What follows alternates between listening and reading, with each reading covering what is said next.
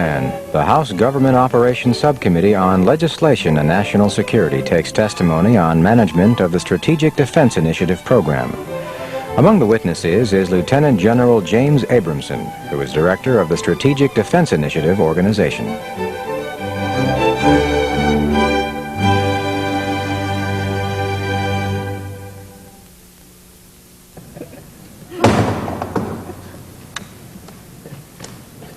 Today, the subcommittee will receive testimony on the management of the Strategic Defense Initiative program. 5 years ago, the President announced the SDI initiative, or Star Wars.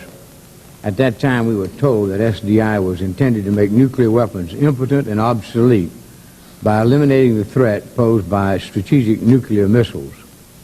While this may be a laudable goal, the entire SDI program is highly controversial, involving many philosophical and technical issues. And the purpose of the hearing is not to question whether SDI is an achievable and desirable program that deserves public support. Rather, the focus will be on the adequacy of the program's internal management control systems. The importance of these systems cannot be overstated. Congress has already appropriated over $12 billion for SDI, and expectations are that the cost of the earliest part of the deployed strategic defense system could be as much as $150 billion. Of significance, as well, is the fact that a formal internal management control plan is just now being put into place.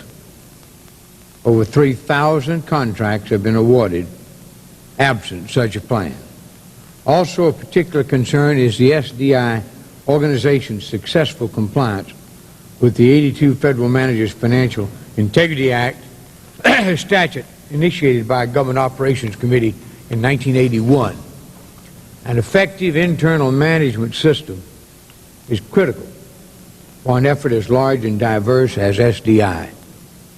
Such a system is needed to produce reliable information, which the President and the Congress must have to make the hard decisions regarding the future course and funding of this program. It's also necessary for efficient program execution and for responsible congressional oversight. Testifying before the subcommittee today will be witnesses representing the GAO, the Department of Defense, Inspector General's Office, and the Director of the Strategic Defense Initiative organization. Mr. Horton. Thank you, Mr. Chairman.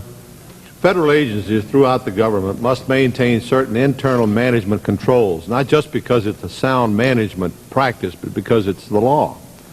When the Strategic Defense Initiative organization became a separate agency at the Department of Defense in February of 1986, it inherited a lot of money and a lot of administrative and management requirements. This subcommittee has nothing to do with the money, but we have everything and jurisdiction over the internal financial and management controls. As one who's pushed hard for many of those controls, I have more than a passing interest in today's hearings. While I fully understand and respect the challenge of setting up an agency and making it responsive to its mission, I also expect any new agency in today's environment to quickly establish a sound internal control system. I'm anxious today to learn about internal control practices at the Strategic Defense Initiative organization. Is sufficient attention at SDIO being given to internal management controls? Is SDIO's internal management control program where it should be at this point in time? Those are the kind of questions that I'd like to pursue today. Those are the kind of questions that every agency head must answer.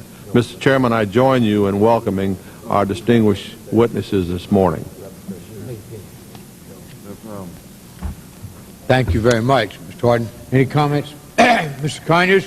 Mr. Chairman, I don't have any opening statement. We'll go with our first witness then is Harry R. Finley, the Senior Associate Director, National Security Internal Affairs Division of the U.S. General Accounting Office. Among other responsibilities, Mr. Finley's area includes review of the Strategic Defense Initiative within the Defense Department. He's accompanied by Homer Thompson, Group Director, and Emil Crocker, evaluator. I want to thank you for joining us with us today. And Your entire statement will be placed in the record. We'd be pleased to hear your remarks at this time. Mr. Finley. Thank you, Mr. Chairman.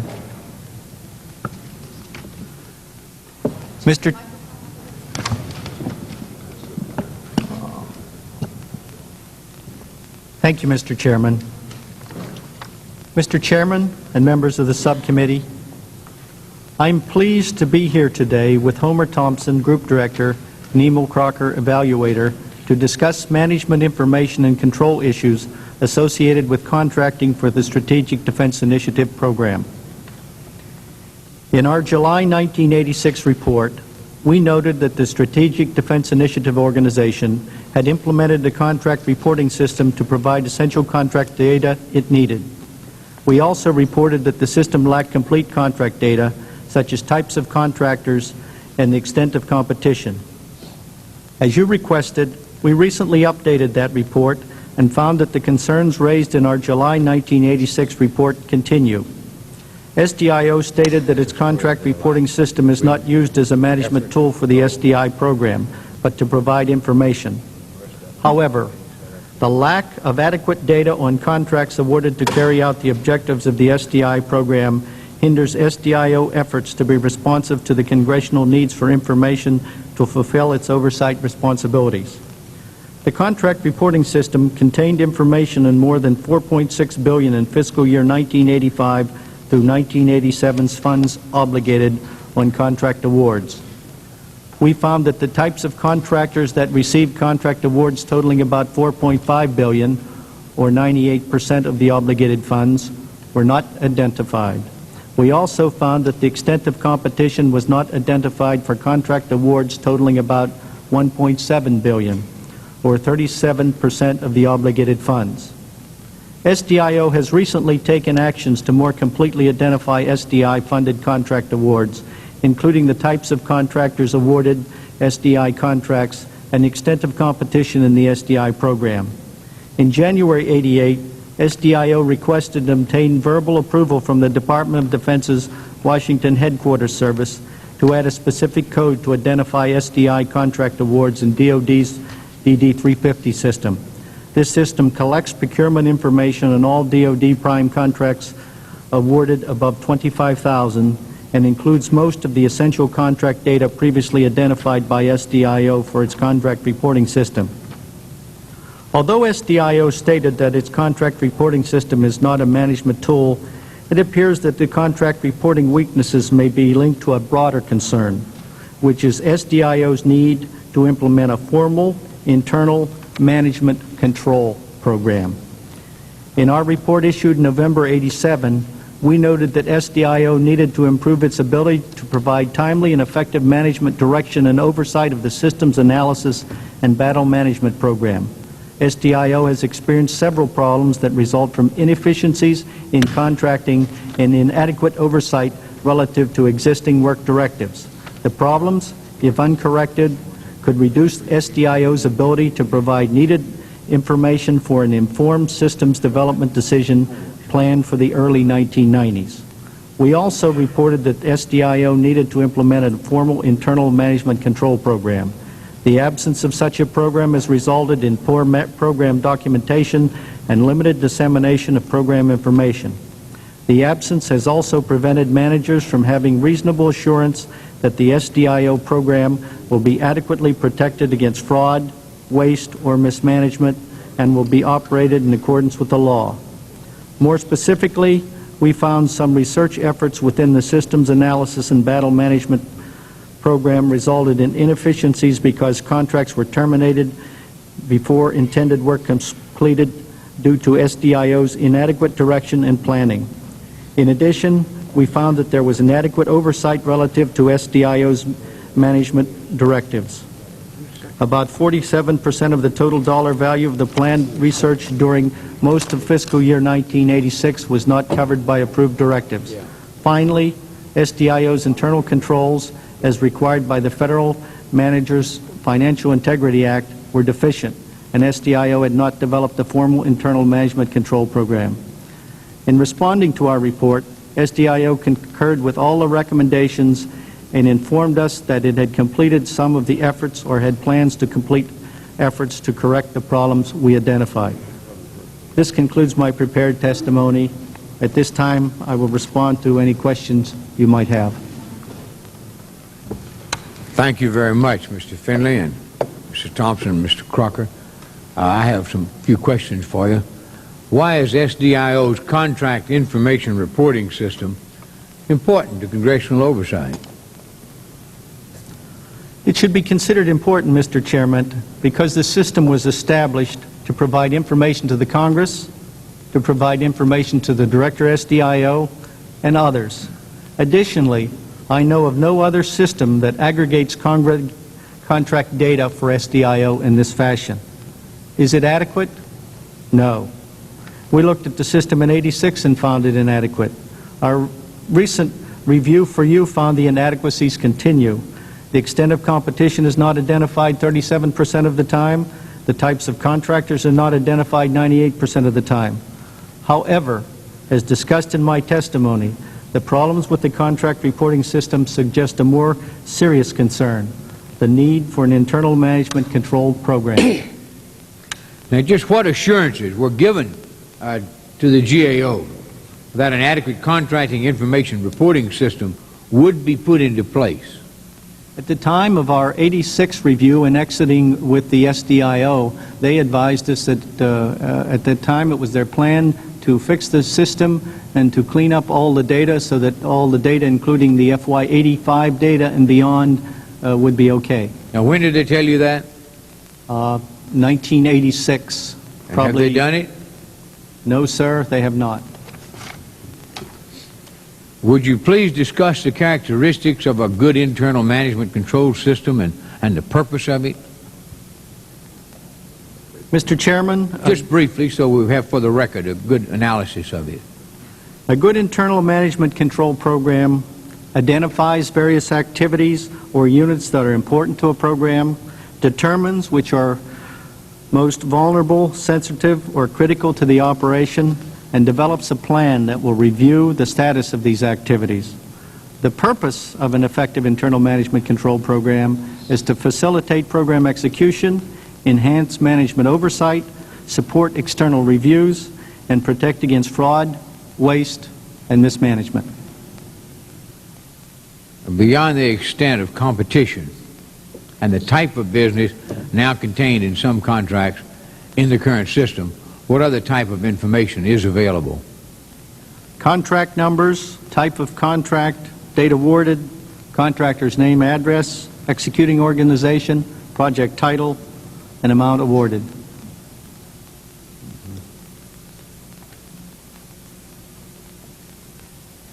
Mr. Horton, do you have any? Yes, Mr. Chairman, thank you. In answer to the chairman's question, you explained what the internal management control program was. How long should it take to establish such a program by an agency? Mr. Horton, I believe that would depend on the nature of a program. Well, let's talk about SDIO. How long should it take them? SDIO, it would probably take up to 2 years. Where are they now? SDIO, it is my understanding that they have just started to put a management control program in place. They hope to have it in place by the end of this fiscal year. However, more importantly is not having the control program in place, but having the systems in place and operational and reviewing the systems. Why is this important, Mr. Finley? I think that the best answer that I've heard recently for that was in your opening statement. It's important because it's required by the law and for those other things that I've mentioned. Well, it's required by the law. Is it a good law? I mean, is there a reason for it? I mean, this is a very glamorous program. It gets a lot of attention, and why should they fool around with something like what you call management control? What's that all mean? It gives managers and oversight folks reasonable assurances that the programs are being managed effectively and the stewardship of public funds are being carried out. Is this a way to save some money? To watch how money's being spent? It is certainly a way to watch our money and control our money, and yes, it is a way to save money. And is it also a way to make certain that the program accomplishes what it's supposed to do? Absolutely. And so that those are really purposes of what that act's all about, isn't it? That is correct. At what point in time did the SDIO formally become subject to the Federal Managers Financial Integrity Act, OMB Circular A123, and DOD Directive 5010.38? Since SDIO was established formally in 1986, I believe that would be the time that it became subject to it. It was acting in an interim charter from April '84, I believe. Did SDIO promptly initiate steps to establish a formal internal management control program once it became subject to the law, the circular, and the directive? No, sir, they did not. It's my understanding that they started this program just last year.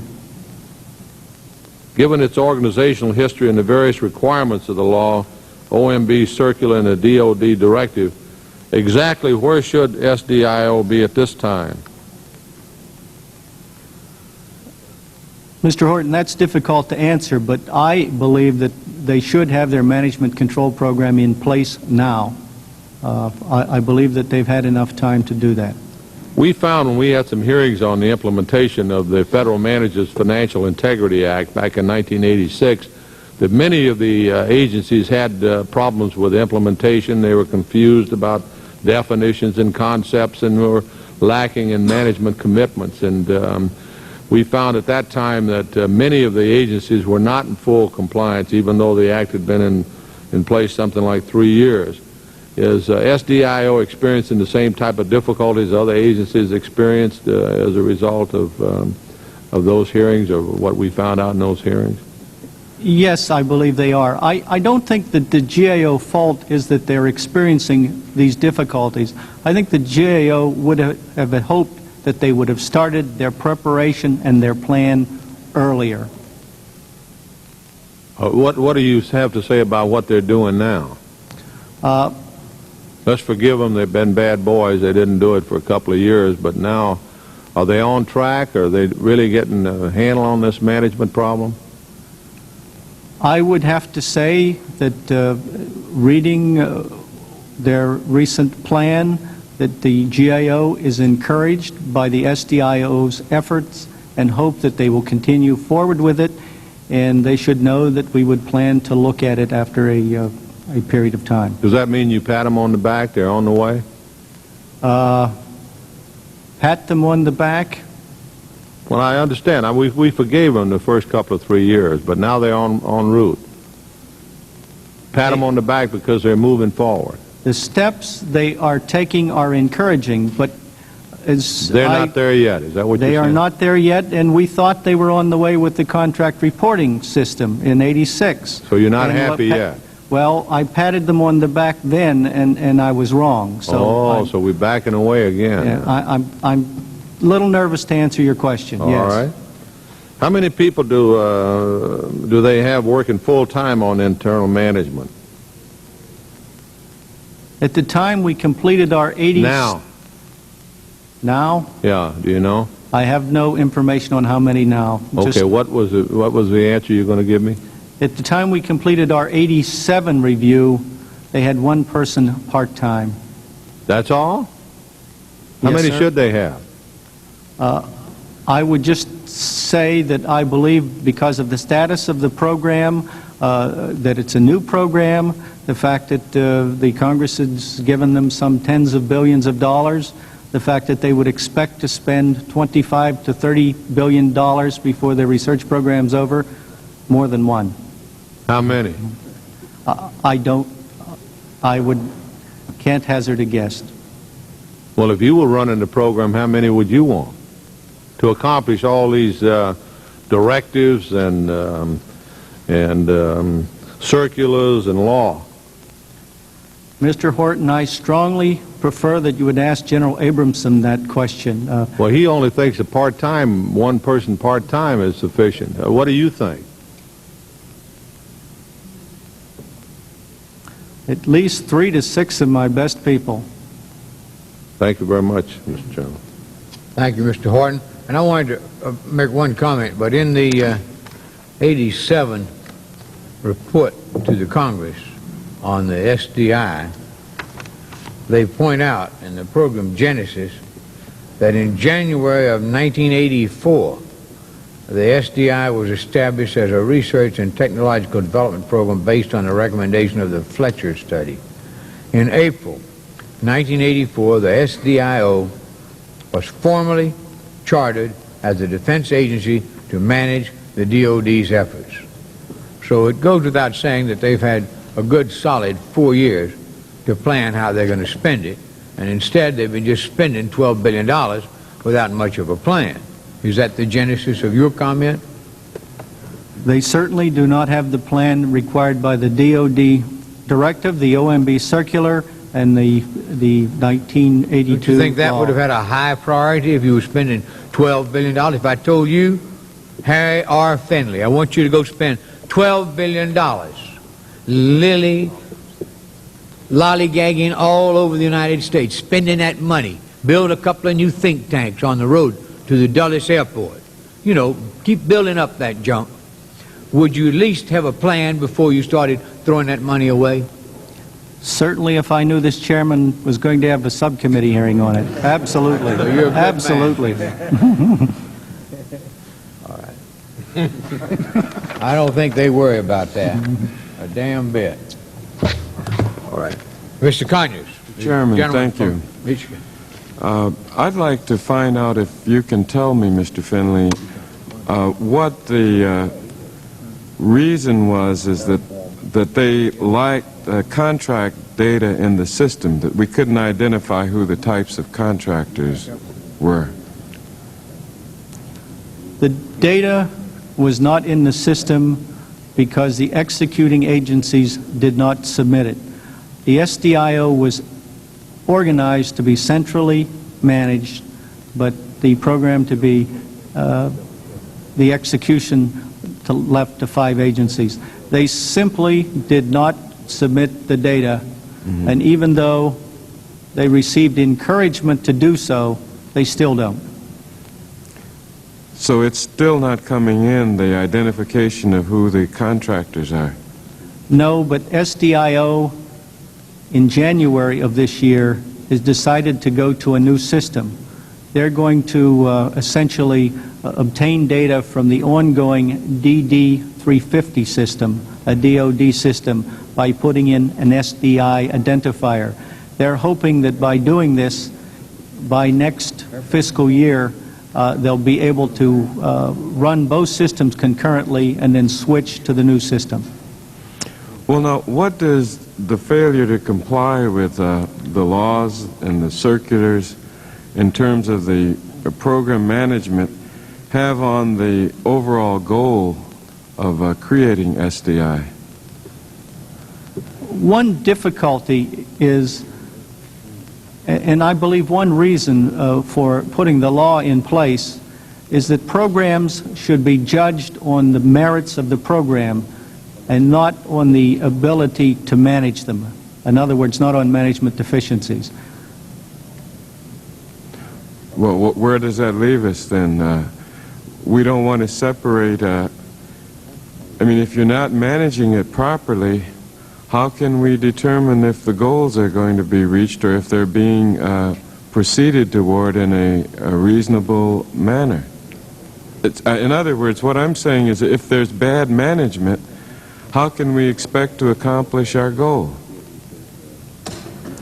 The goals, excuse me, the law was put in place to give us assurances that the programs were being managed appropriately. And without it, I do not believe that you have such assurances. Right, and without those assurances, we can't be confident that we're moving toward the overall objective either. Yes, sir. I think that's about all the questions I have, Mr. Chairman. Thank you. Thank you very much, Mr. Conyers. I note in your report, which you filed in November of '87, a very concise sentence that said that I'm sorry. I note in your report of 1987, in a concise sentence, you state that DOD's FMFIA reports to the President and the Congress for fiscal years 84, 85, and 86 failed to mention that the SDIO did not have an IMC program. And the lack of adequate documentation and the inattention to IMC standards are material weaknesses that would likely have been found by DOD and identified in DOD's FMFIA report if an IMC program had been in effect. I thought that was a good sentence, and I thought it concisely put just what the problem is. And I want to, Mr. Walker and Mr. Lukens from Ohio are here, and they've been very interested in these SDI programs. They both spent a lot of time there. And if you all had any comments to make on this, if not, we're delighted to have you here. And we thank you very much. Mr. Chairman, I wanted to ask Mr. Horton. I noticed in the final report of the Inspector General of the Department of Defense, they made an inspection of the SDIO, and in their report, which was from September 28 to October 16, they lauded the SDIO and said the SDIO staff was using many creative management techniques to resolve problems within the program. Have you gone over that Inspector General's report? No, sir, Mr. Horton, I have not received a copy of it. You haven't? You mean this was after your I think study? that must have been released. Do you have a release date on that? Let's see. Yeah, it was just released March 24. No, sir, I have not received that. Well, that would appear to be a little inconsistent with your statement, and I'm just curious. Perhaps you might get a copy of that and give us an update. They lie. Be pleased to. Thank you very much.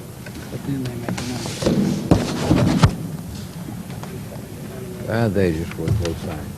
Gentlemen, I want to thank you very much for coming down. We appreciate your objective analysis of this program, and hope that you will continue your keen efforts to see that $12 billion, which may escalate to 25 or to 50 or to 150 billion before it's over with, finally has a program for spending it that's workable. I note in their 88 statement of March, here's one of their confidence. Where's that statement right here? No, the one I just looked at, the 88 one. Let me look at that. 88. 87.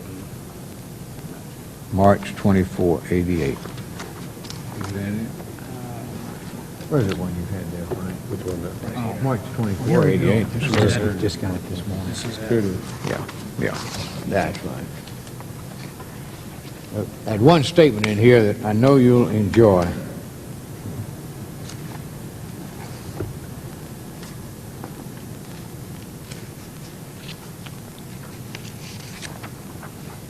Here's a sentence here that really warms your heart, makes you know that the Defense Department is spending your tax money wisely, carefully, confidently. They say that the SDIO, this is their document, was accomplishing its mission in a highly effective manner, subject to the findings presented in this report. And one of the findings was that, of course, the SDI program acquisition strategy required to accomplish the transition from the research phase to the demonstration/validation phase has not been fully delineated. But it's all there in their mind. That ought to make you feel better as you go to bed tonight. You'll know that they're thinking about it. They haven't done much about it, but they're thinking about it now, Finley. We enjoyed having you all, and thank you very much, gentlemen. Thank you, Mr. Chairman. Now, our next witness is Derek J. Vandershaft. Deputy Inspector General of the Department of Defense. And we welcome you to the hearing, sir. And your entire statement will be placed in the record in its entirety, and you're now recognized for your oral presentation. He's been here before. Yeah, old Vanderchef been here forever. How long have you been testifying before this committee, Vanderchef? Oh, about 6 years, Mr. Chairman. gonna It's always say, a pleasure to be here. I'll Mr. try to Chairman, he's straighten done an out. excellent job. I notice you've already been critical of our latest inspection of Objective. the SDI. Well, Objectively analyzed objectively critical. from your statement in your document of It's our March document. I think 24. you'll find a lot of items of 88. interest to the committee in that document. But overall, in that summary statement you read, I have to stay with that statement that the organization reflects high morale and is trying to do a job, having to work around and sometimes develop systems on its own, if you will, in order to manage the many contracts that they have to manage. But I want to join the chairman in welcoming you, and it's true you've been here many times. I remember the first time you were here, which was shortly after the office was established, and there was a whole row of admirals and generals in the second row, and your testimony was not very favorably accepted by them, but you had the intestinal fortitude to say exactly what you had found, and I was very impressed, as I think this subcommittee was, and Thank you. Well, we thank you. appreciate I'll the try job to you're do the doing. same. Ground down by the process. I'm not being ground down. I'll still try to do having the steak same, tartar for the same here today. And He looks mean. we worked hard to make that report available to so this committee could have access to it at a time. We wanted to be sure that everything in there is accurate and complete, and we made it available to the committee yesterday. Anyway, let me proceed with my statement briefly, maybe make some summary points here. Obviously, the Office of Inspector General is very much involved in the internal management control program within the entire Department of Defense, and we have paid recently particular attention to the program as it's been implemented within the SDIO organization. We want to help ensure through inspections, audits, and that the DoD components establish and maintain adequate systems of internal management controls. Our record in this area, I think, has been very good. We have sought in the past, and we will continue to seek ways to enhance and strengthen the internal management control process throughout the department. For example, our investigators developed a series of educational briefings in fraud and integrity awareness that are regularly presented to DoD components throughout the world. Our audit elements base their work on identification and evaluation of management controls in each audit area. And finally, our inspections in the DoD agencies and field activities include reviews of the internal management control program implementation. The reviews evaluate the established systems, analyze potential vulnerabilities, and where necessary suggest improvements to broaden application or strengthen existing management systems. I would like to note, Mr. Chairman, that many of the control weaknesses reported by the Department are in fact detected by inspections and audits that my organization or our organization has done. Now, with respect to the inspection of the SDIO organization, I want to point out that we focused on management of SDIO, not on the SDIO program. So you shouldn't draw conclusions from necessarily what we found about SDIO, the organization itself, with respect to the entire program. I think you have to be careful when you make those leaps from the individual management, if you will, of the office itself to the large decentralized program that is being implemented throughout the Department of Defense and other agencies of the government, and along with many contractors who are involved in the process. Now, the objective of our inspection was to assess the organization's efficiency of its management, the effectiveness of its operations, and compliance with applicable laws and DoD policies. The inspection concentrated primarily on a review of procurement, financial management, automated data processing, personnel management, internal management controls, and the overall morale of the organization. And we made two overall general observations, and the Chairman has made reference to one of those observations already, that the SDIO was accomplishing its signed mission in a highly effective manner, and that considering the uncertainty of funding, the centralized planning with decentralized program execution that's involved in this program, and the personal staffing restraints that have been placed on the SDIO. Also, we found that the SDIO organization, or our team, I should say, was favorably impressed with the drive, initiative, dedication of the SDIO staff. Their morale was high in spite of long hours, tight time frames, frequent travel, and numerous meetings. Now, since February 1986, when it was chartered as a defense agency, the SDIO has made significant progress in establishing a formal internal management control program. Now, they got a late start, and despite their late start, the SDIO has completed all of the internal management control actions that were required for fiscal year 1987, because the DoD directive allows the flexibility to begin evaluating areas of high risk during the second year of the program. In fact, the General Accounting Office witness before me so indicated that 2 years were necessary to put one of these programs into effect. And I think they'll be into their second year now, and by the end of this fiscal year, hopefully they will have completed all the steps. In my statement, I indicate the additional steps that SDIO has to complete in order to have a fully effective up and operating program. Now, they did submit a 5-year management control plan and an annual statement of assurance to the Assistant Secretary of Defense Comptroller, which was incorporated into the Secretary of Defense's statement last November. In that statement, SDIO reported 3 material control weaknesses within the organization. I have to emphasize that those same 3 material control weaknesses appeared in our inspection and were in fact identified in our inspection.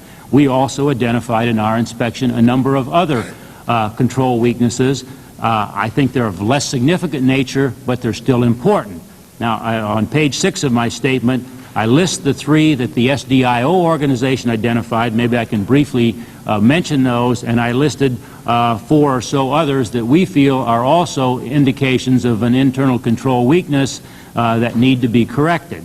The 3 that the SDIO organization listed was the Information Resources Management function not being organized nor structured in accordance with DoD policy and directives. This contributed to an SDIO management information system that was fragmented, uncoordinated, and lacked integration.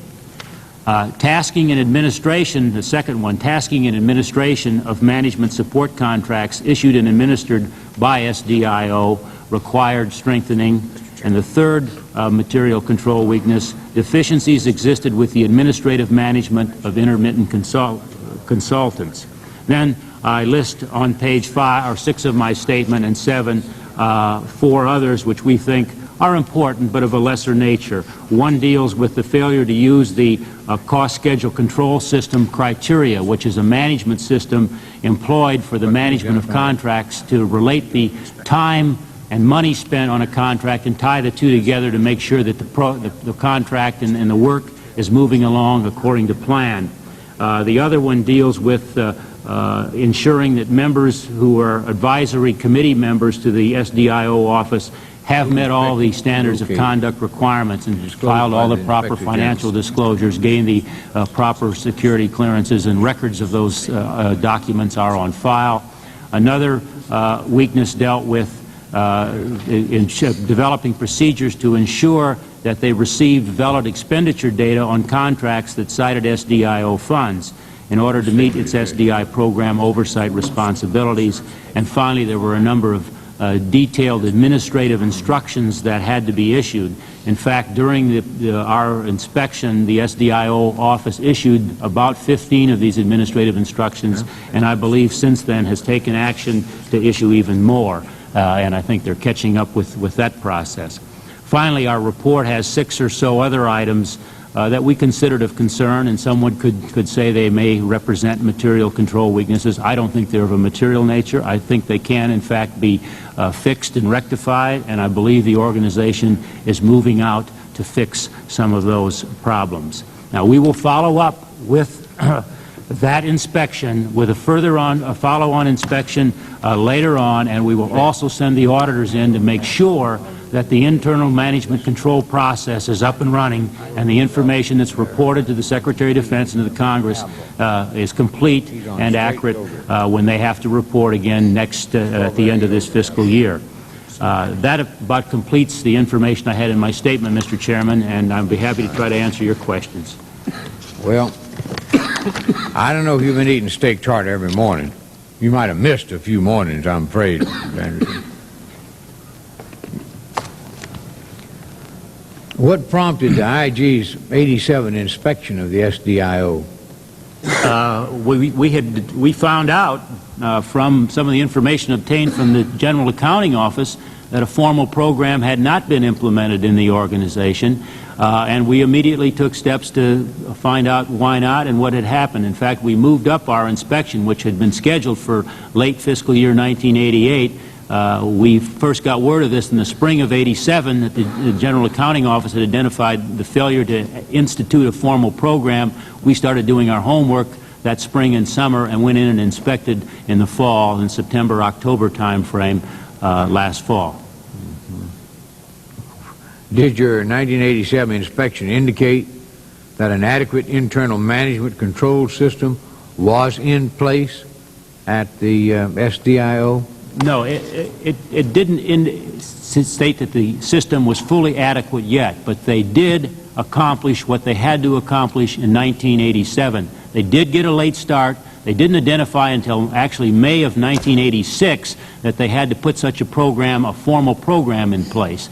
And they got a late start. They filed a plan in '86 and went ahead and did the management control process in '87, but were unable to complete it in time to make the report. And now they're working on putting the rest of the process together and having a formal program ready this year.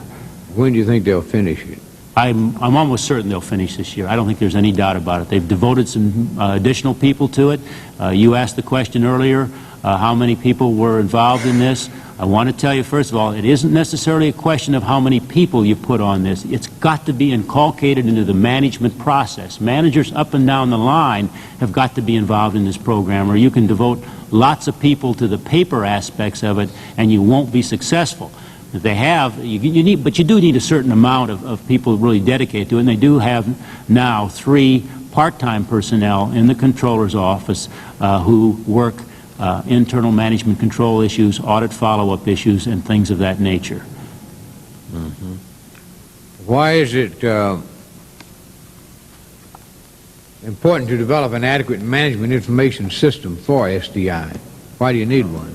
Well, it's critically important because the SDI has to, the way it's organized first, it's central management and central planning, if you will, but very much decentralized execution. And when you go to that kind of an organizational approach, you need information, or you can hardly manage without information, and you need accurate and timely information.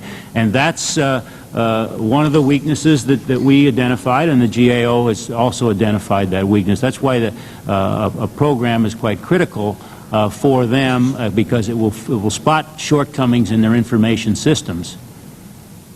Now, is such a system now in place at the SDIO? Well, yes, such a system is in place. Yes, the system is in place in the sense it wasn't complete.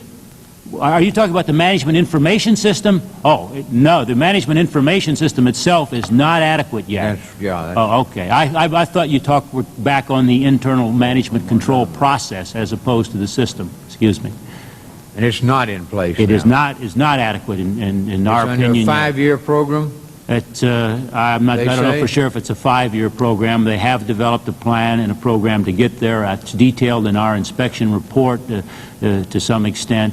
I would hope that they can get there in somewhat sooner than 5 years. They certainly cannot rely solely on, and they are not either, rely on the DD-350 system for management data on their contracts. They have got to have systems that go well beyond the DD-350 approach in my view, from my viewpoint anyway. On 16 November of '87, Gordon Smith pointed out that the present information resources management function is not organized or structured in accordance with DoD policy and directives, which contributed to SDIO management information system that is fragmented, uncoordinated, and lacks integration. Yes, sir. Which seems to indicate that they realize that they just haven't done it. It's just a mess. Well, I wouldn't say they haven't. And you think now that they are working at it? Yes, I wouldn't say they haven't done anything. They've got like 40 different elements they're trying to integrate to manage the program better and to bring their work package directive information system along so they can really and truly get the directions that they want the executing agencies to carry out, and they get updated real-time sort of reports from these executing agencies on the status of their contracts. They need to work very hard on this. I think they are attempting to do so, and I don't know no reason why they shouldn't be successful. It's going to make further uncertain the funding of this kind of an operation. What was that, Mr. Chairman? It complicates the funding. Yes, not in this committee, but just you get less support for funding these billions of dollars if they're not spending them very carefully. That's the problem. And I think they realize that. I think General Abramson will speak to that. It doesn't keep them awake at night, though, does it? I hope it keeps them awake occasionally. Mr. Horton. Thank you, Mr. Chairman. We have an act, the Federal Managers Financial Integrity Act. We have an OMB Circular A123 and a DOD Directive 5010.38. They're all designed to require this internal management control program. Isn't that accurate? That's correct. I mean, they're all aimed at the same thing. They're all steps in that, they all steps in that process, from the law down to the detailed implementation directive, the DOD directive. And as the Inspector General for the, or the Deputy, or your office as the Inspector General for the Department of Defense, you're very much interested in making certain that the different organizations in the DOD comply with that law, circular, and directive. Absolutely, we are. And one of the problems, and I in some ways feel responsible for it, we kind of let it slip through. We should have picked it up in 1985, if not in 1984. They were, at that point, were not a defense agency. They were within the Office of the Secretary of Defense. They did not have a charter as a defense agency. Well, now, we thought they had a process, and were reporting that process in through the OSD report, if you will. But they still had to have a process, and they hadn't come far enough along with their process until that was picked up in about May of 1986. Then they got with it and are, have since then worked, diligently to put an adequate internal control process into effect. And your analysis of that at the present time is that it's not in place yet. The information management piece that they need to manage their information is not in place. The process, if you will, to find out what are the critical the vulnerabilities the agency have, what are the risks, are they high, low, or medium, that process is in place, and they've identified their information management system as either a medium or a high-risk kind of element that they have to correct and fix. Are you convinced that the leadership in that SDIO is committed to the law, circular, and directive? Yes, sir. You don't have any question about that? I have no question about that. I think they had to have their attention brought to it, and a kind of hearing like this helps. But I don't think this hearing was necessary. I think they made that commitment when we went in there last late summer and fall and explained and showed and identified some of the weaknesses that were there and said, here's what you've got to do to bring this thing along. And they said, they saluted and said, yes, sir, IG, we think you're probably right about this. We're going to do it. And they've been very positive since. And I don't know whether you answered this or not. Maybe you did. But how long do you think it will be before they are fully in place with a system and by the end of this fiscal year, they should have the system that's required in the Federal Managers Financial Integrity Act in place. I don't think they will have an adequate information system for 2-3 years. I don't know. I suggest. Why do you think that? Because it's a very there's so many players and so much information that has to be put together in order to do it. They're contracting with literally they have 800 or 900 active contracts. I don't know how many different firms are involved with subcontractors and everything else. They're doing this through each one of the military services, through the Advanced Research Project Agency, through the Defense Nuclear Agency, the National Aeronautics and Space Administration. But the controls are important. But the controls are important, are they not? Those controls are yes, they are important, and I think isn't that, and shouldn't that be a very high priority? Absolutely, and I think it is a high priority. But when you talk in terms, I mean, I can understand some agencies that don't have the high visibility and have the size budget that this agency has, perhaps not getting online in 5 years, but it would seem to me with the amount of money involved and the high visibility that this agency would have to make a very special effort to get that to get online so that they've got better controls and better information. What they've done is they've used a lot of alternate workarounds, if you will. One of the things they've attempted to do is ask each of their contractors to report on a monthly basis the amount of money the contractor has really committed themselves to. So if the contract were terminated tomorrow, what would the government bear in terms of additional costs that may not already have been identified as being obligated, but certainly have been committed to the program because the information that they're getting is not adequate. They've also taken steps to fix their main program, their Work Products Directive process, and bring it up and fix it much sooner than 2 or 3 years. I understand, and they're busily working to have that done in about a year, but General Abramson can correct me on that aspect of it. Whether or not they'll be able to do that in view of all the agencies and all the executive organizations that are involved in managing the details of SDI contracts, I'm not certain of that. We'll have to go back and see how they're doing in a year or two. Well, one of the points that was brought up in the GAO report, and I don't know, I assume you folks went over that. No, I've read both of their reports. Part of the difficulty here, and let me comment on the GAO report. The GAO has done like 30+ surveys of the SDIO program. Well, GAO was constantly in on the program, so the DOD IG, by law, is told, make sure that we coordinate our audits and make sure we don't duplicate our functions, etc.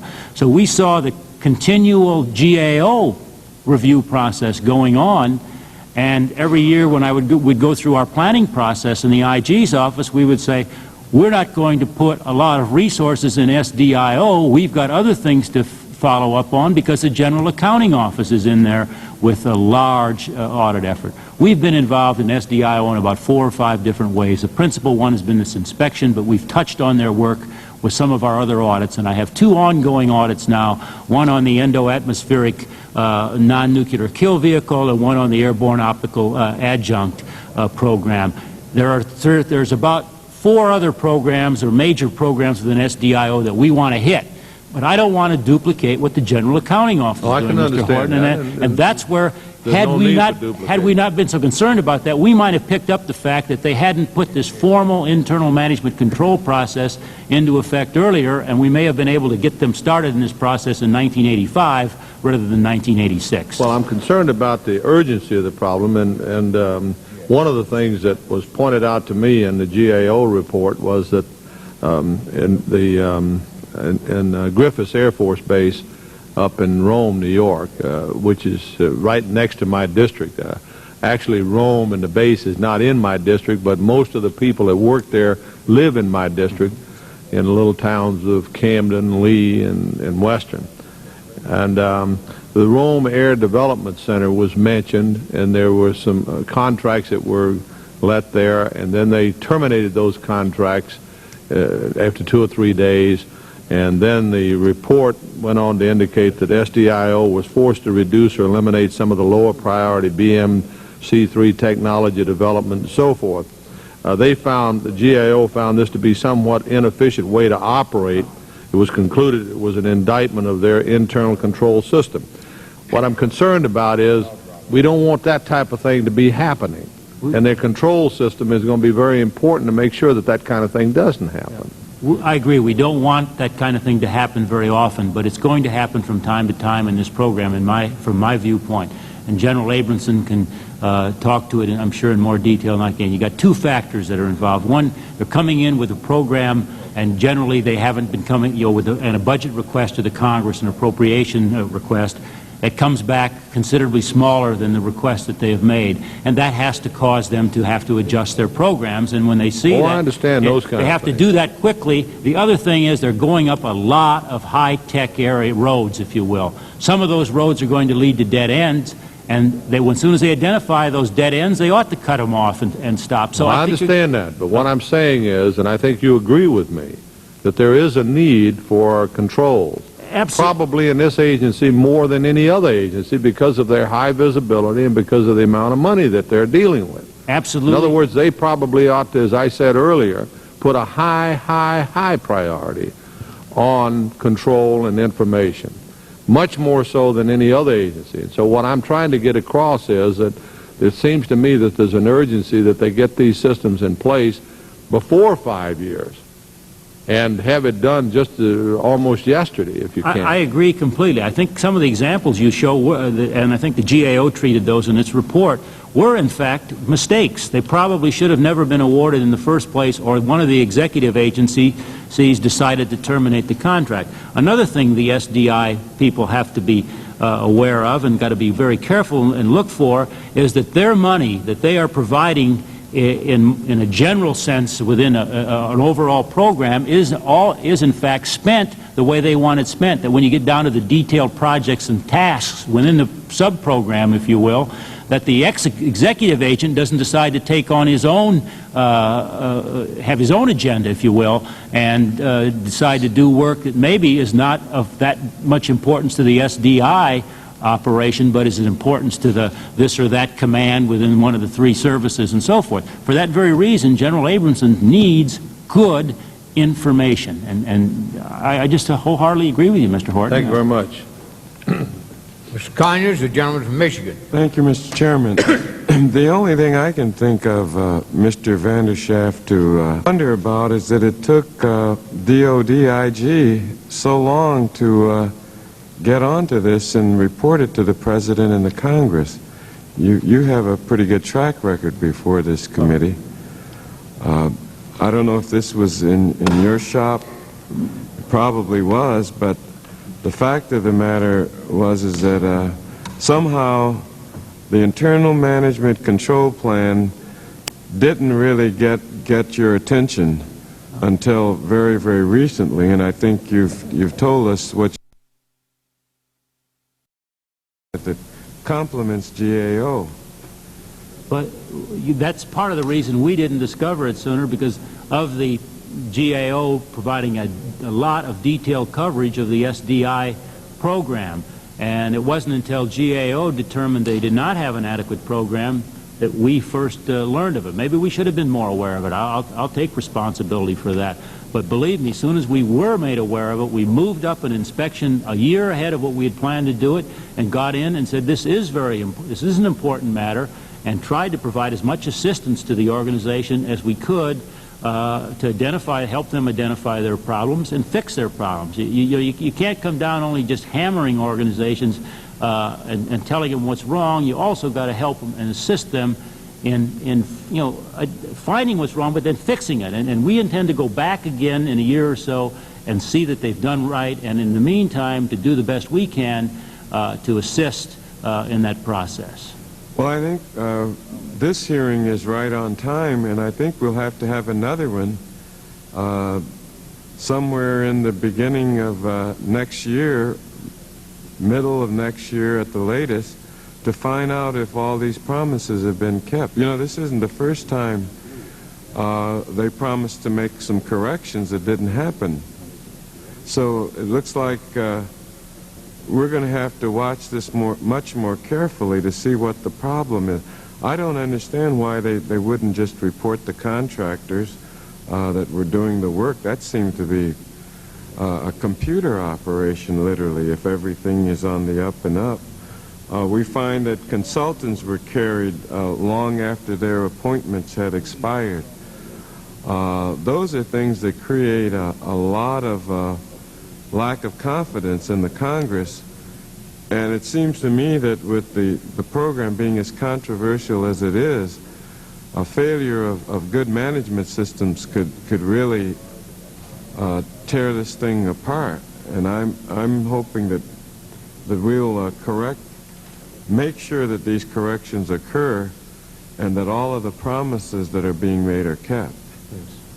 I have the same expectations and the same hopes, and I'm sure that those problems can be fixed. In fact, some of those that you mentioned are are not as large or voluminous as they may sound. We identified the consultant one you mentioned, and I've done some more work on it, and it turns out to be nothing. In fact, the problem is not within the SDIO office on that. It happens to be within the Washington headquarters service, and it's a bigger problem. So we're going to go look at the bigger problem, not the SDIO problem. So you got to keep the things in perspective, and when you look at the perspective of the SDIO organization, I think they're dedicated, well-motivated people that are trying to get the job done.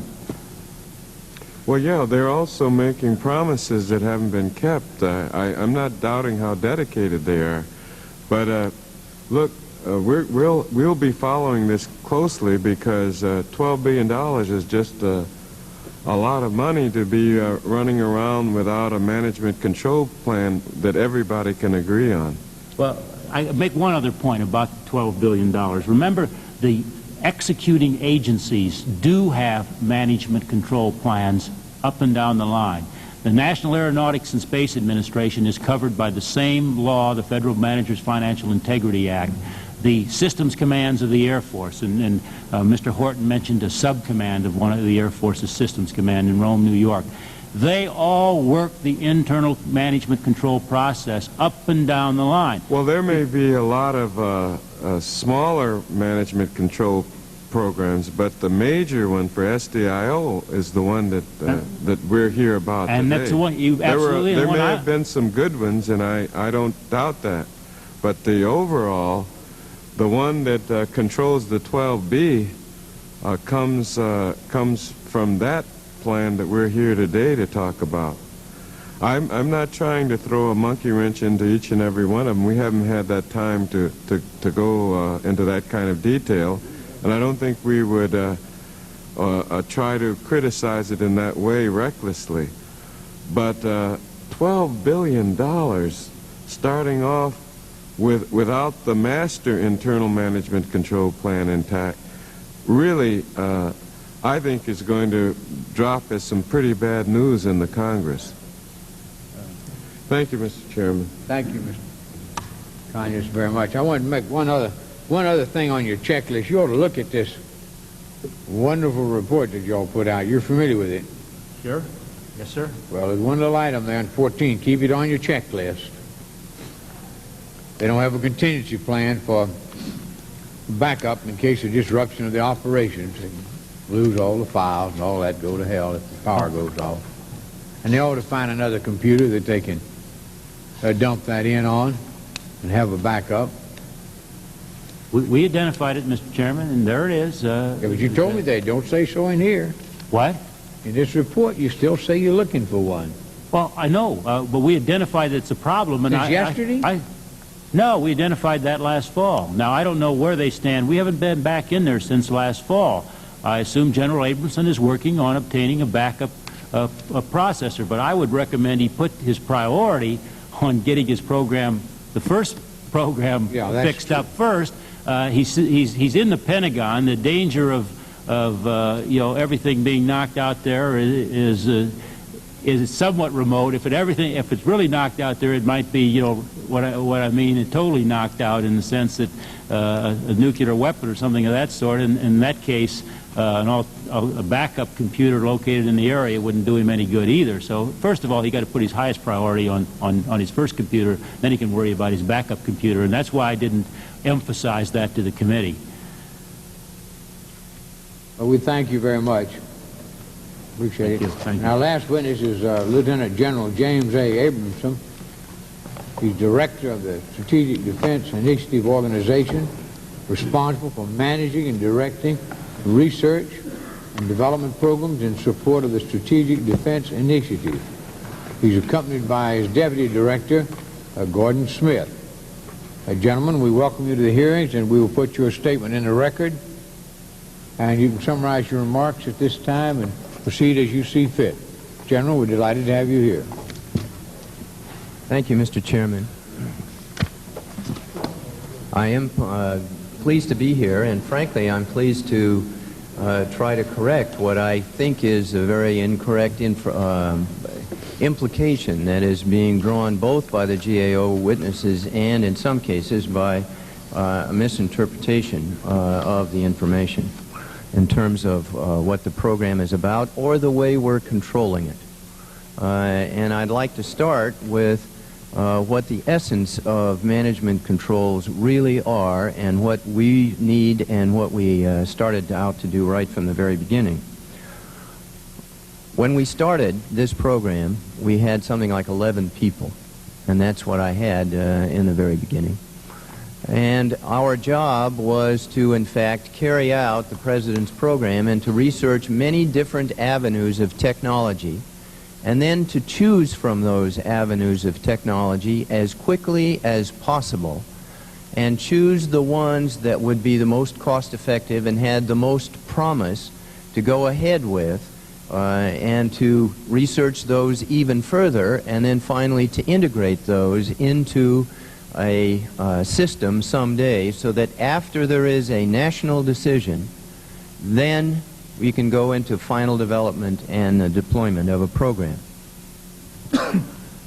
The most important elements of a management control system, first of all, are to choose what technologies to follow up, what technologies to put your money into, and secondly, to find a responsible means of contracting for that effort, conducting that effort in a national laboratory where that's appropriate, and to ensure that the essence of the Financial Integrity Act is met, but more than even just the essence of that, that we are carrying out responsible controls on the program, and I move very quickly to do both of those activities.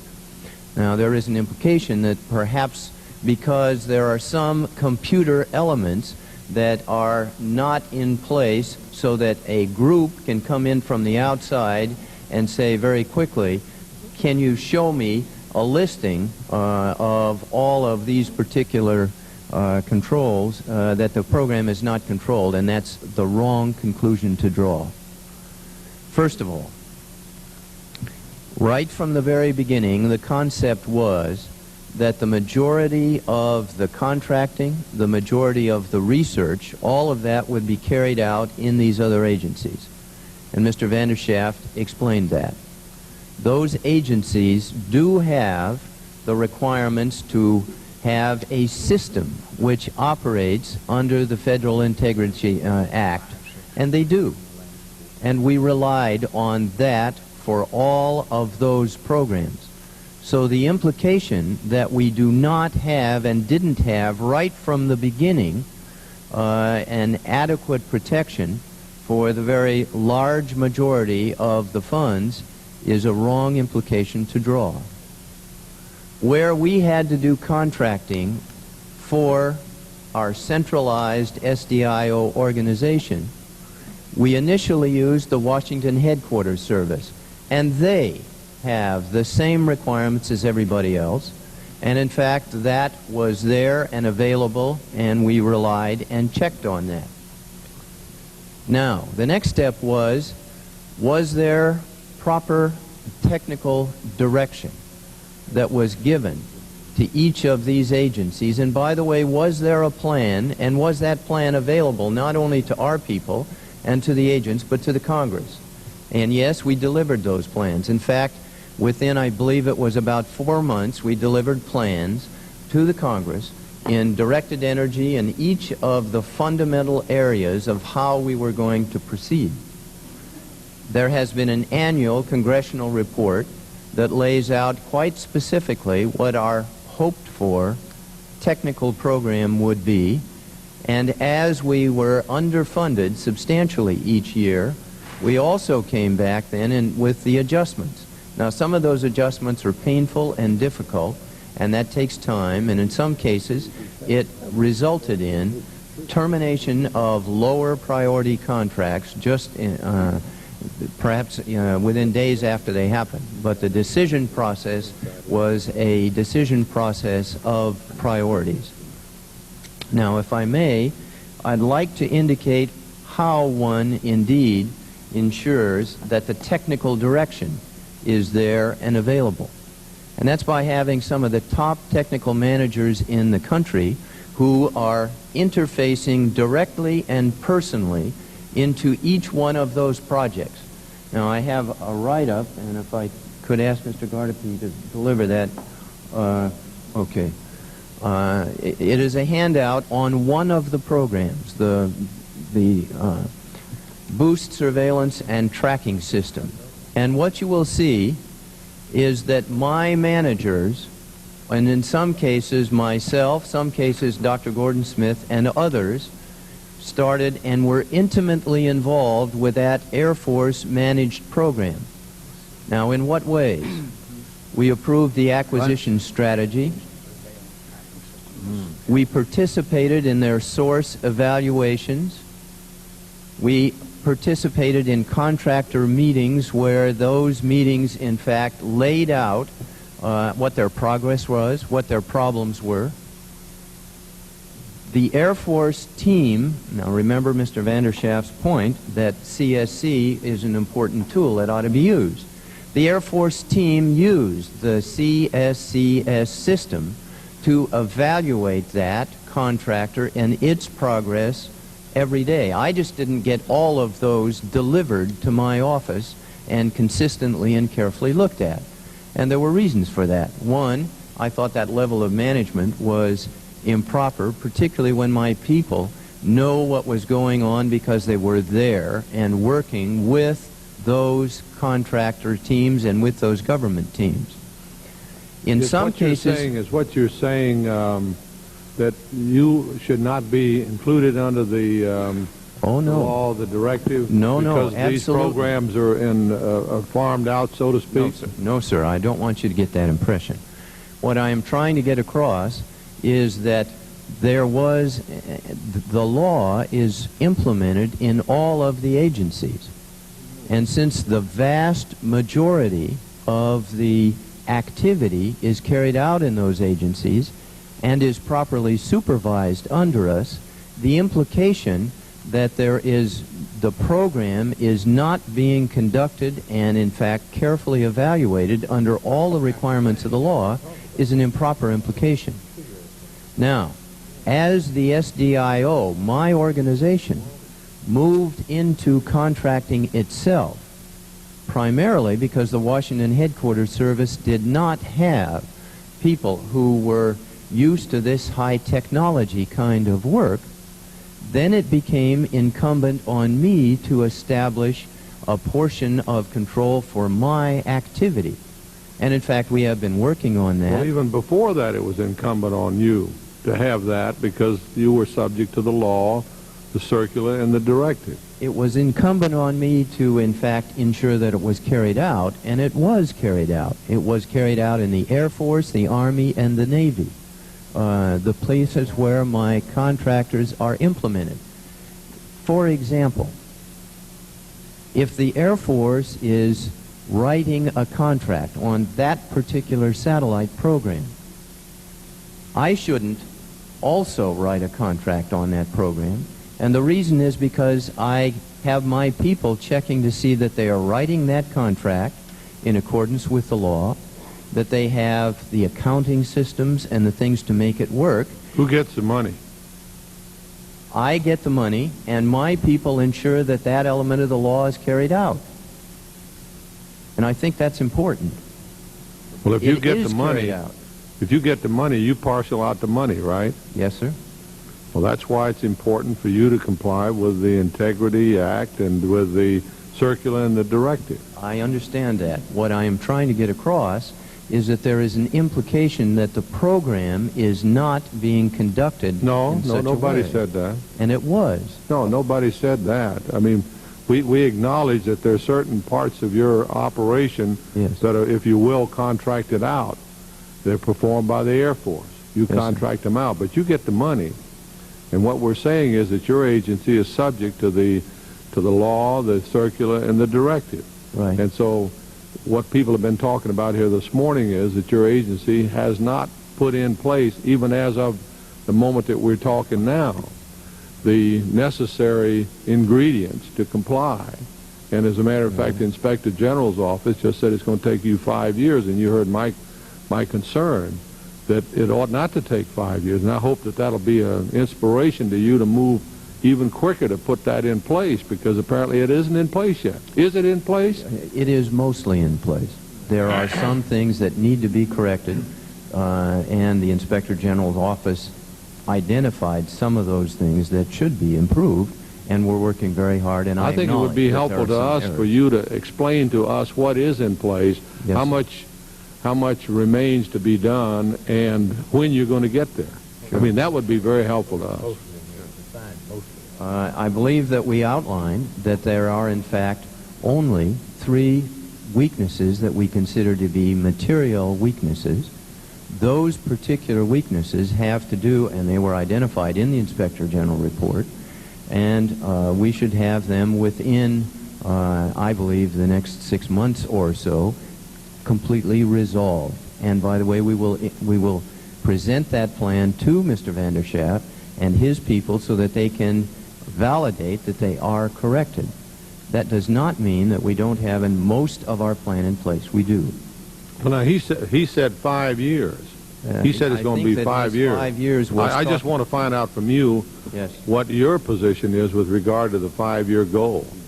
I believe that Mr. Vander Schaaf's comment was on a full information reporting system, a management information system. And that's a very dynamic kind of thing that is going to change over time. Let me point out that I have the information to manage the program. Where I didn't have the information to manage the program and to ensure that the financial integrity system was fully in place, I took special initiatives that in fact have never been implemented in the Department of Defense and went beyond what people in the Department of Defense have been working on, particularly where I saw this program had a special need. And that need was in the accounting system and accounting for expenditures and getting those expenditures in a much more real-time basis available to me and my managers. And in fact, Mr. Vander Schaaf indicated that that initiative was unique. I went further than what the department had said they needed. And that was because I recognized very early that we have a different kind of a problem than others. Let me try to illustrate why that is an issue. In many cases, when we go out and we take a technology program and we're trying to advance materials, for example, and perhaps that contract is at the Air Force Materiel Laboratory, and they have a contract that was competitively awarded for certain materials. And what I say is that I need for you to take one of these materials, advanced composite materials, and show me how you can make a space application of that that's never been tried before. The most appropriate way, once they first examine and say that's in the scope of the present contract, is to put a change on that contract. When they put that change on that contract, they are now working my problem, and my technical managers are there and working with them to ensure that they're working my part of my problem. But what was introduced into the accounting structure was that this contract has in it work that is being funded by the Air Force under some program elements, and work that was funded through me to the Air Force for other program elements. Now, what that means is the way the expenditures on the contract are reported have to be carefully examined. And that's what I went after. I saw that as a clear shortfall, that in fact there weren't systems in place that could give me prompt information on exactly those. And by the way, Mr. Chairman, I know that in your 86 hearings, you were concerned with expenditures.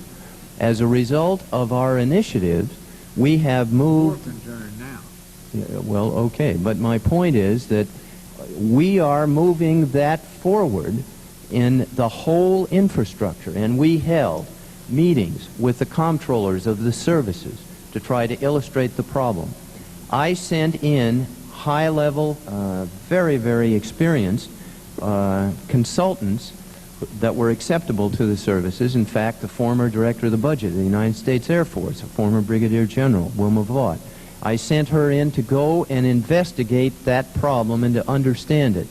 And what you will see is you'll see in my reporting systems, in fact, reports that nobody else gets on expenditures and on non-cancelable commitments because of my concern that we get that kind of timely information.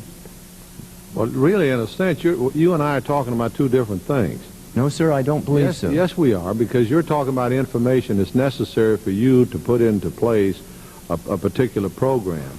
And I agree 100% with what you're having to say.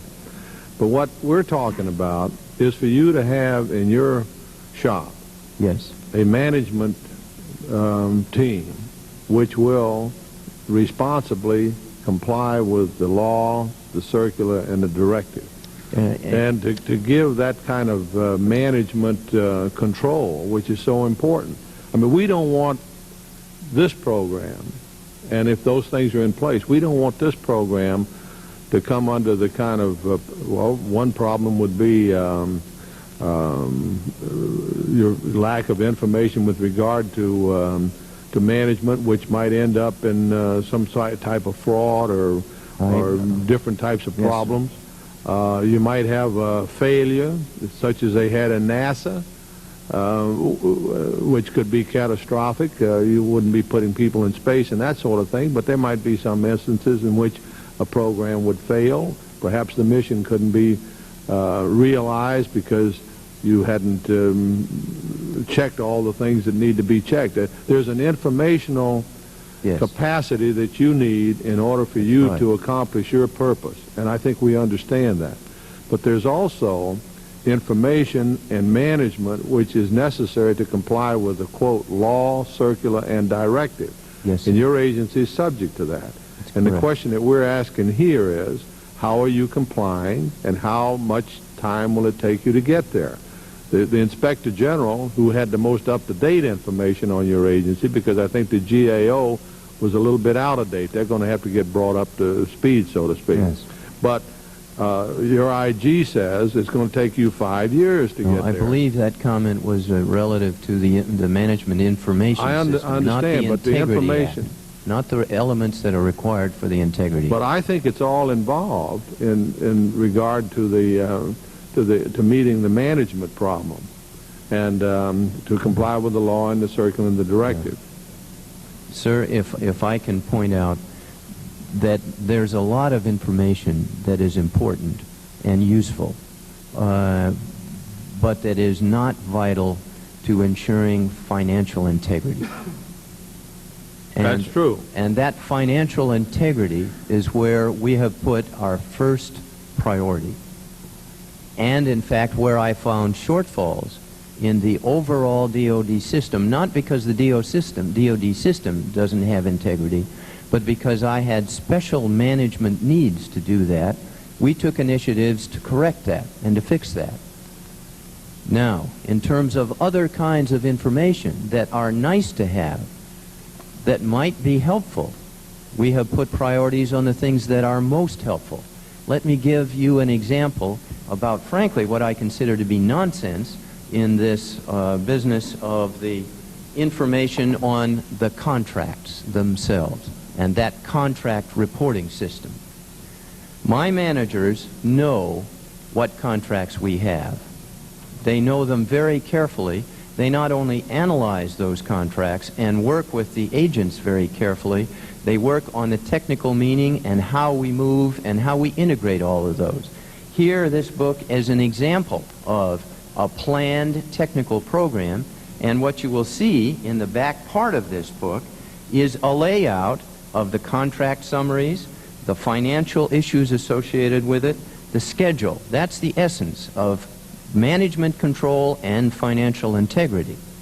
Now, is it important that I have the way that I can press an automatic button and get a listing of not only all of my prime contracts, but all of my subcontracts? My managers have that, and they're working with it on a daily basis. And by the way, I'd like to, this is General Select Schnelzer, just take that up to them so they can look at it, sir, please. We have that element, or we have that information. Now, that particular item, who uses that element? We have responses from Congress about how many contracts do we have and in what districts, and we want to be responsive to the Congress.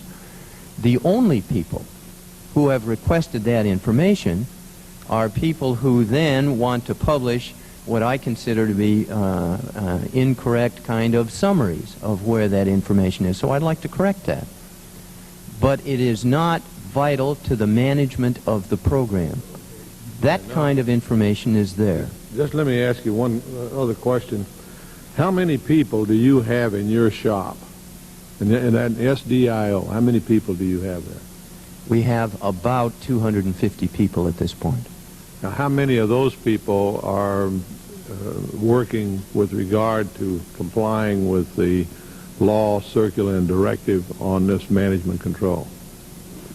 Frankly, the great majority of them are working on that. Now, in terms of dedicated people bringing forward an integrated management information system, my individuals who needed the information were given the charge to develop the management information they needed first. Then it became clear that we had some redundancy. We could do a better job if they looked across.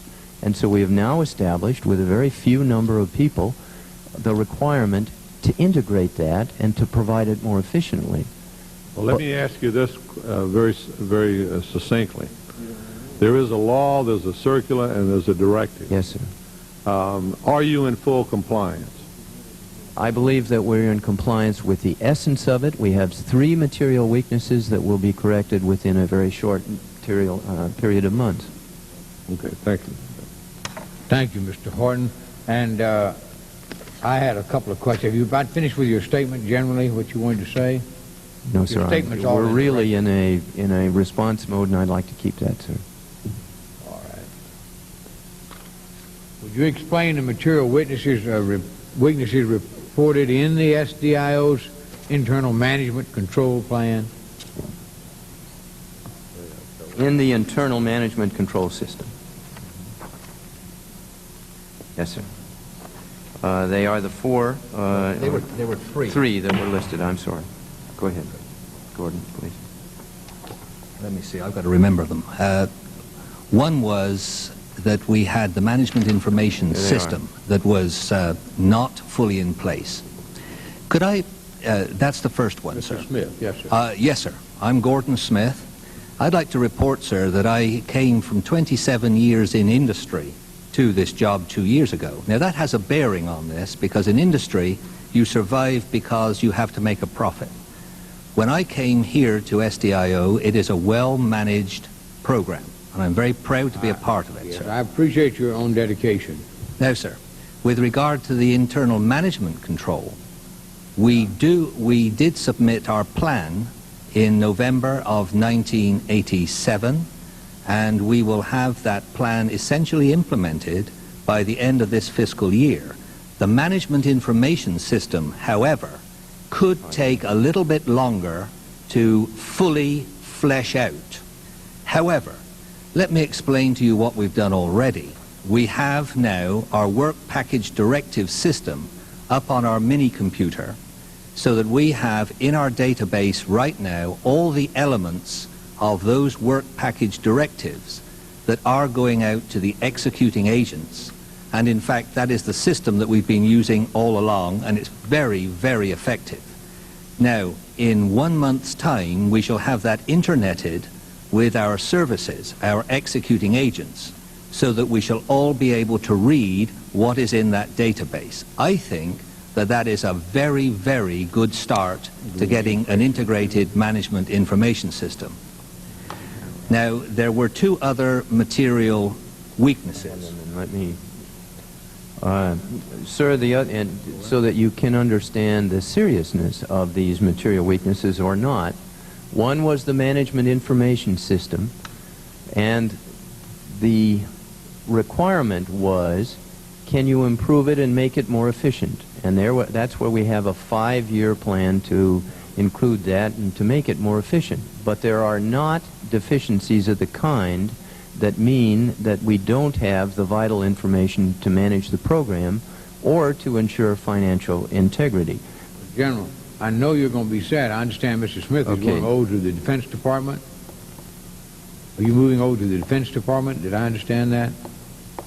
No, sir. Dr. Smith has been nominated and is for confirmation to take over the Assistant Secretary for C3I within the Department of Defense. That'll be a sorry loss for me, frankly.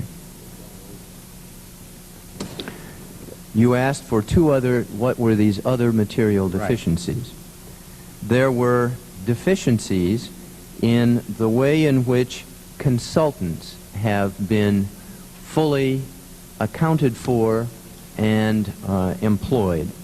And as Mr. Vanderschaft indicated, some of those deficiencies have been in getting the complete and timely filing of all of their areas, and that is a problem not only in my own organization, but more importantly in the Department of Defense, and getting those handled in a timely way. Those are not a fundamental failure of the overall program. It means that we have got to do a better job, and we will, in terms of accounting for these consultants. And what happens here is that we very often look for outside advice in order to ensure that these research programs, which are right on the very edge of technology, that we are spending our money wisely, and sometimes these consultants dedicate many more hours than we know or control, and then they bring in a report, and we have to update their timing, and we have to ensure that they are properly tracked for, and we have to improve that. The third one is the tasking and administration of management support for our contracts, which are management support contracts themselves within the SDI. Now, those management support efforts are compensating for some of our minimal manning. And yes, we do have to find better ways to do that. We are right now concluding what we call a superseda, but where we have gone out on a major recontracting competitive effort to ensure that we get the best effort there, and we are improving our management support people, the people who are dedicated to ensure that those contracts are properly led. Now, if you look at those three material deficiencies, they're real, and they're something that I have to work on, but they are not fundamental violations of what I know you're interested in and I'm interested in, Mr. Chairman, and that is the integrity of the overall system and the overall program. General, I noticed that the IG commended you on tracking non-cancelable commitments, and I wondered, what is the current cost of your non-cancelable commitments? If they close out SDI or some part of it, how much do we have to pay regardless for the closeout cost? Non-cancelable cost that we are hung with. Yes. What's our exposure? I'll have to supply that for the record, sir, because I have to go in and add up that report, which is available on each one of our contracts. Yes, sir. All right. And how many people at the SDI are currently working? By the way, non-cancelable commitments are a little different than termination liabilities, sir. Well, you might give us both.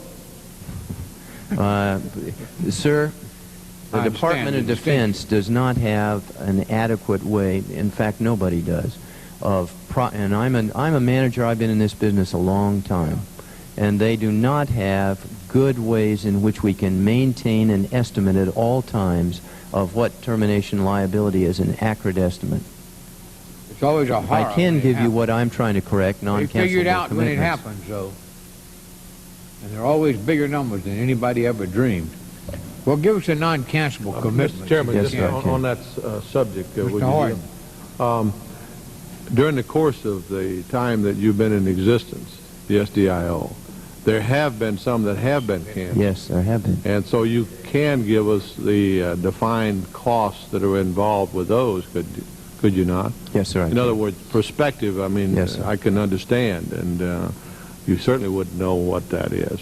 But Yes, sir. you could give us what has actually been charged to you because of cancellation. What has been charged, recognize that there are some that have been terminated for good and valid reasons, Yeah. by the way, and that represents where we've had less money and we've had to terminate the ones that are less promising.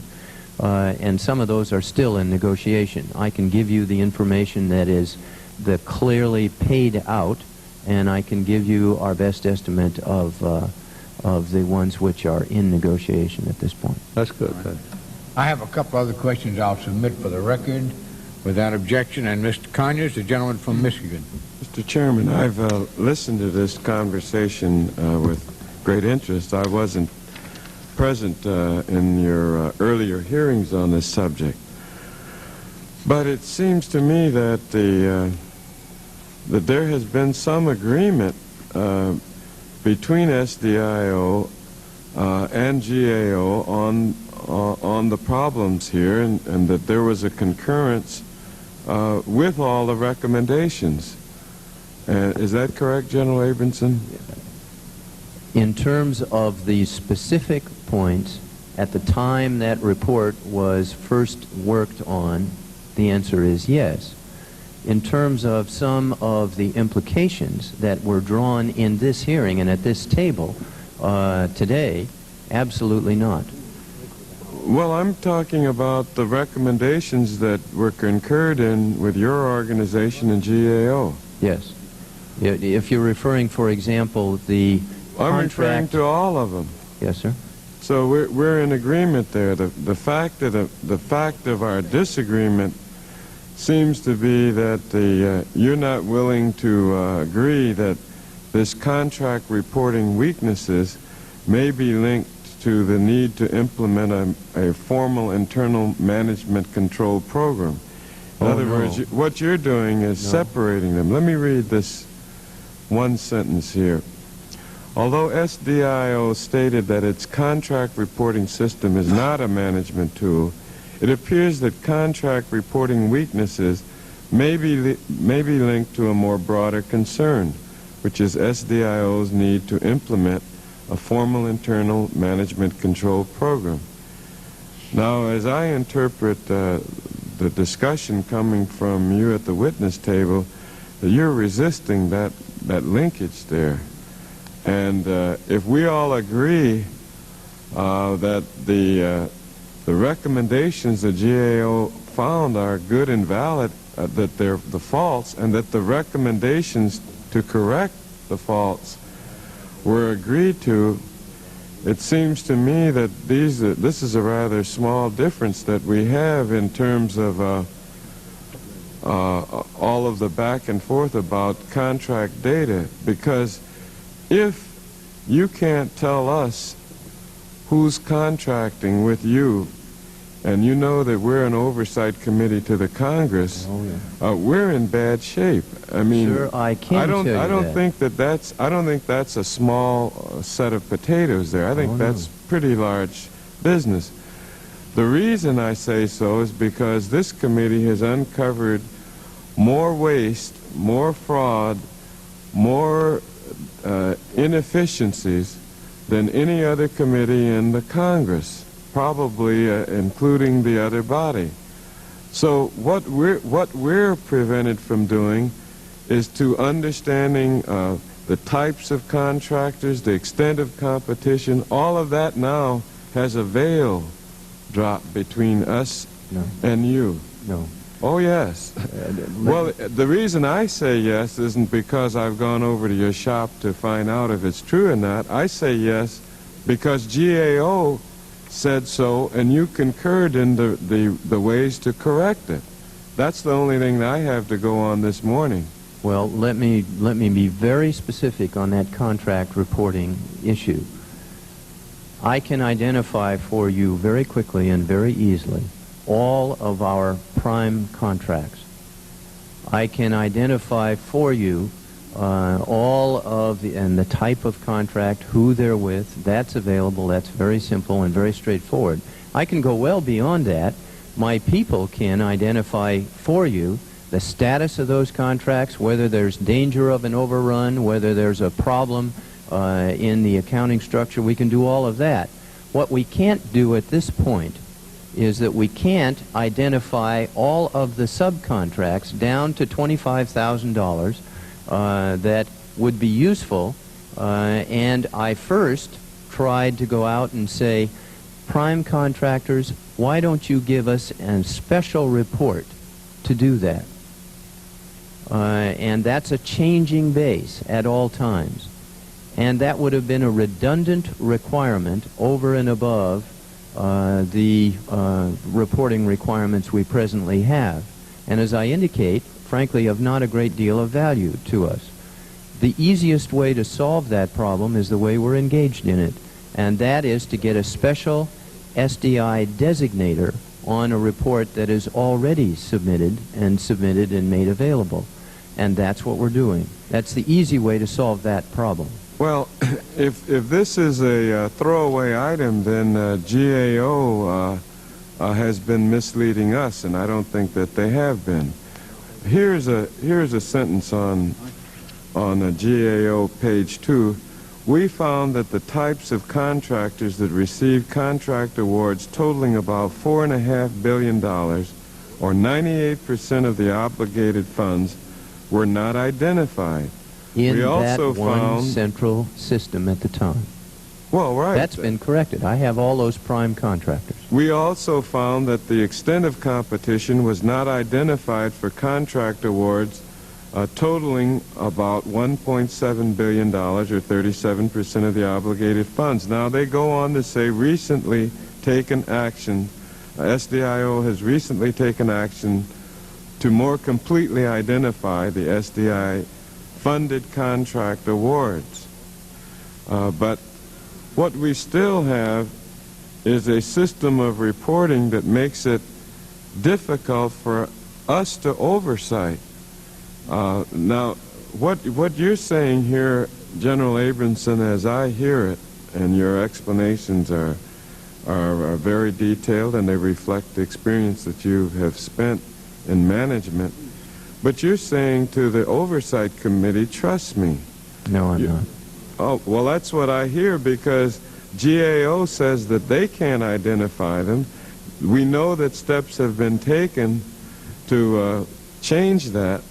But we all meet here today agreeing that there were these faults and that there were improvements that were agreed to in the form of recommendations.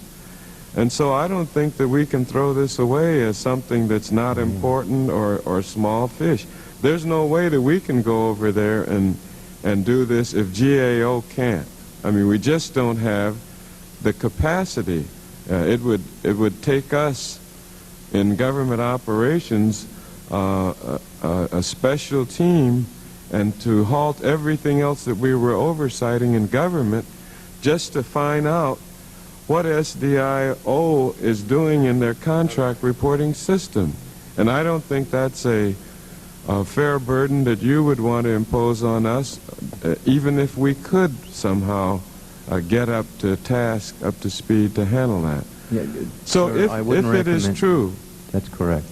If it is true that we've had these problems, and by the way, this is the second report on this subject. Yes. You know, we're not coming at this the first time. This is the second slice on essentially, as I have been given to understand it, the same subject matter.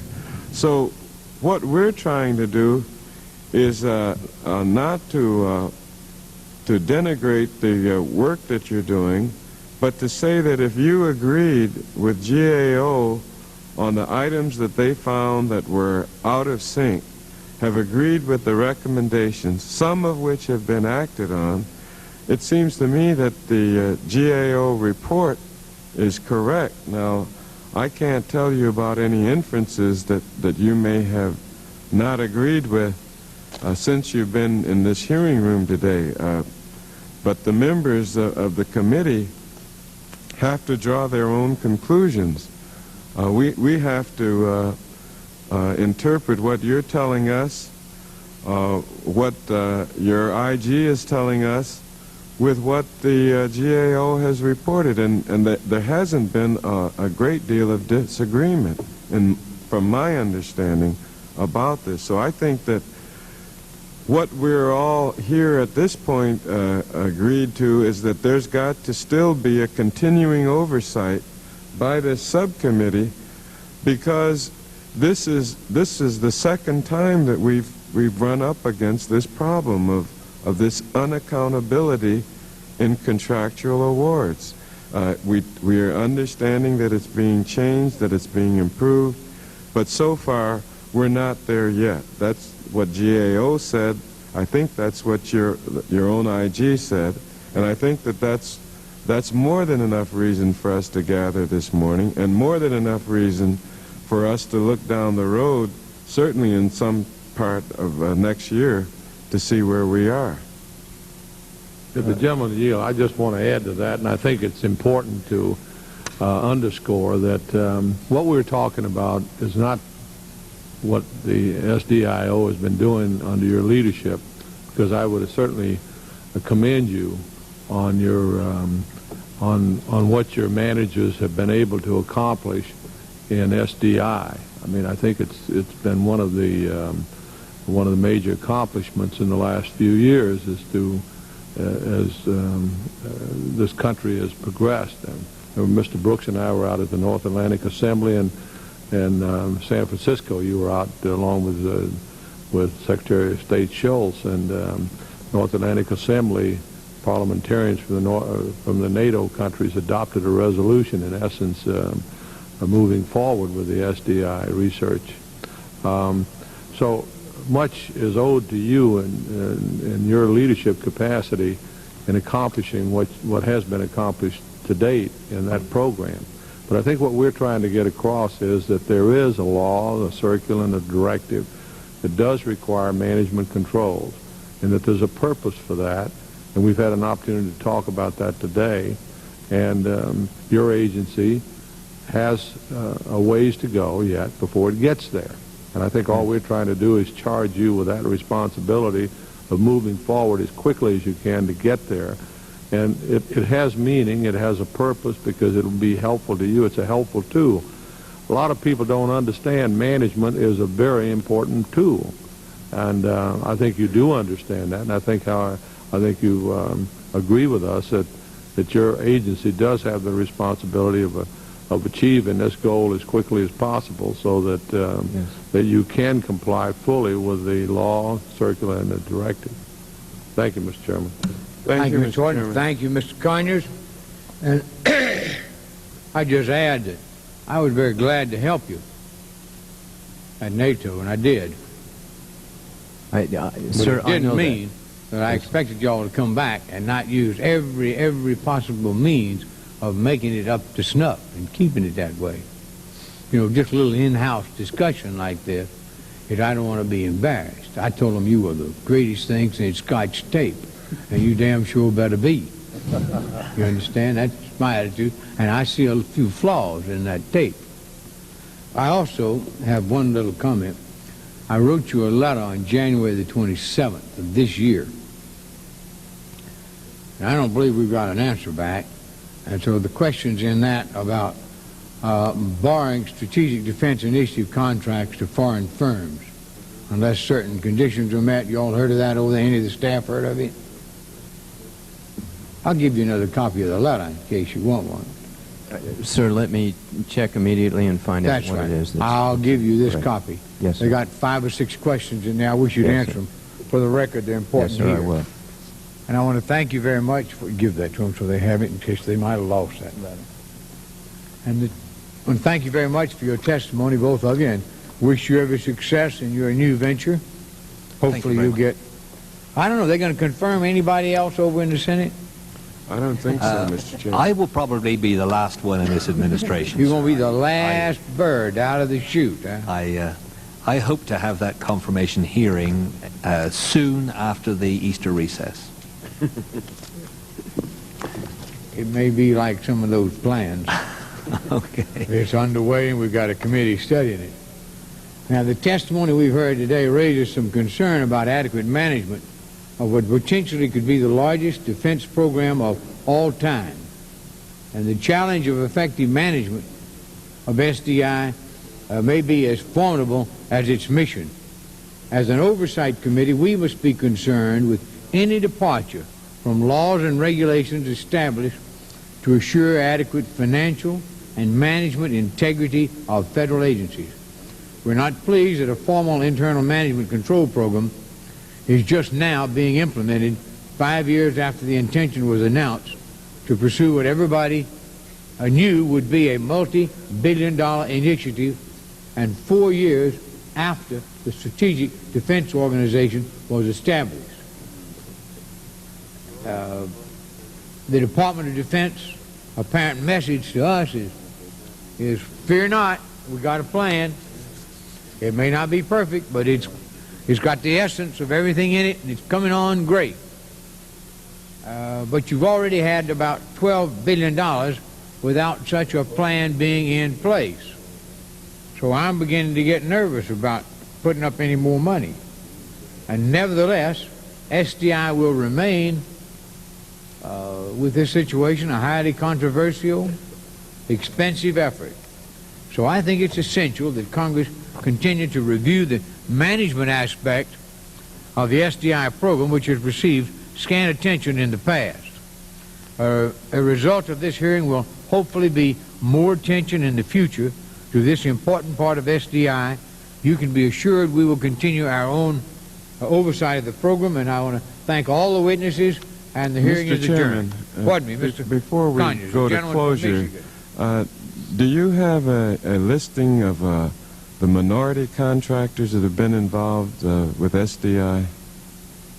I mean, are you able to make that kind of a We breakout? can provide that, sir. Yes, sir, we can. Could you provide that for the committee? Yes, we can do that from the ones that we have awarded at my level, plus the ones that have been awarded as prime awards out throughout the system. There is some difficulty, as always, and by the way, this is an inherent difficulty in the Department of Defense kind of activity, reporting the contractors who then, in sometimes second and third tier awards, go out to minority contracts and contractors. That is an area that it's not always reported as accurately as it should. Well, but I can give you all of those prime efforts. Well, we have the Assistant Secretary of Defense, who's been very eager to have prime contractors live up to their responsibility in awards to minority subcontractors, and unless it's reported, then nobody gets any credit for it. So I'd be very interested in that dimension of it, and I thank you, Mr. Chairman. Thank you very much, General. Thank you very much, gentlemen, and the subcommittee is adjourned.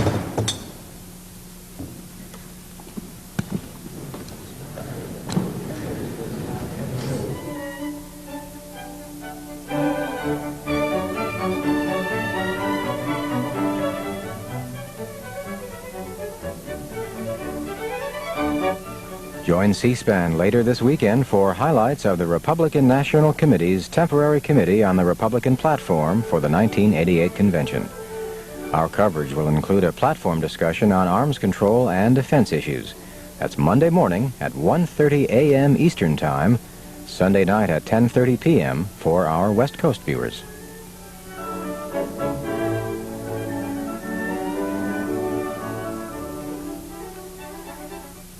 Major events that air on C-SPAN are previewed in the C-SPAN Update, the network's weekly newspaper. The update gives you the big picture on the week through